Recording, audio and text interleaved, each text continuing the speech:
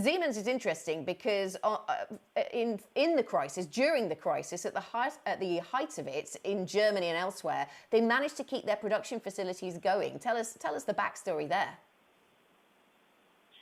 Yeah, good morning. It's really interesting. For most of this crisis, we heard, especially from Germany's auto industry, the production was shut down, factories were closed, and that's the reason that Germany has seen such a stark economic impact. Siemens is different. Their factories have been running, and the reason is pretty simple. They're not making cars, and the dealerships that are closed, that doesn't really apply to Siemens. They can keep making the trains, the gas turbines that they were making before, because these are long-term orders. So what they've instead done is they've implemented social distancing. Their employees are wearing masks. They're careful about shift changes. But really, their work is continuing mostly as normal in the factories. And what about the path to recovery then for this business? Because even though they've stayed open, they have been hit in all of their units, as we've said, and they've withdrawn their profit guidance. They do have visibility, it seems, around revenue for this year, but not profit. What is the shape of the recovery that they paint for us?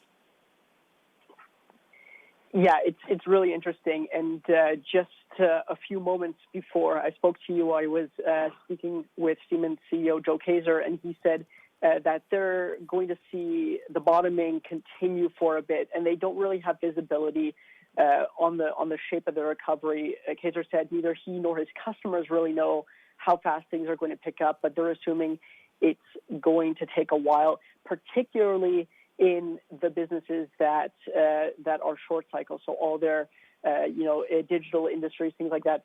On the upside is, of course, their automation business is doing well, because as factories are trying to distance their employees, automating their machines makes a lot more sense. Yeah, that's interesting. The parts of the business that have benefited. So on the one hand, this is such a diverse business. You've got parts of the company that help companies to automate. And so as you suggest, there's been a boost there to that sort of digital working, more remote working. But on the other hand, you do have exposure to oil and gas, and that's a part that they wanted to sort of spin off some of that.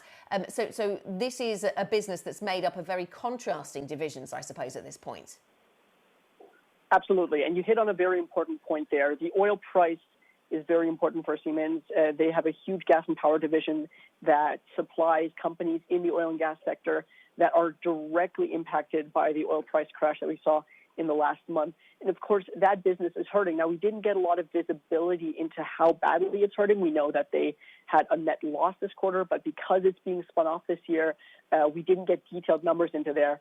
And like you said, on the upside, automation is going to be big. And as we were speaking to executives today, they said this might actually be a long-term trend.